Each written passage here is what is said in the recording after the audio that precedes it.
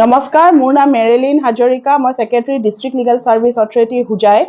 মই হোজাইবাসী ৰাইজক ক'বলৈ আনন্দিত হ'ম যে অহা 11 মে' 2024 চনৰ দ্বিতীয় শনিবাৰে আমি ন্যায়িক আদালতত হোজাই ন্যায়িক আদালতত আমি ৰাষ্ট্ৰীয় লোক আদালত আমি উদযাপন কৰিম বুলি চবেই কৰিছোঁ। সেইদিনাখন আপোনালোকে আহি চামনখন পাই আমাৰ হোজাই ন্যায়িক আদালতত উপস্থিত হ'ব।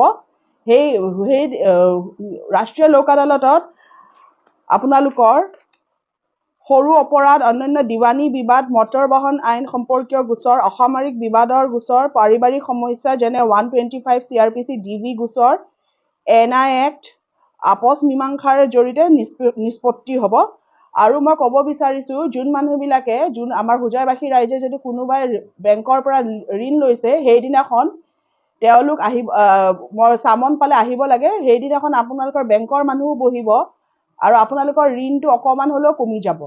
আৰু APDCLৰ মানুহ যদি কাৰোবাৰ ঘৰত ইলেক্ট্ৰিচিটিৰ বিল দিয়া নাই, সেই ইলেক্ট্ৰিচিটিৰ সেইদিনাখন APDCLৰ মানুহো উপস্থিত থাকিব। আপোনালোকে আহি সেইদিনাখনো আপোনালোকৰ বিলখিনি তাতে পৰিশোধ কৰিব পাৰিব।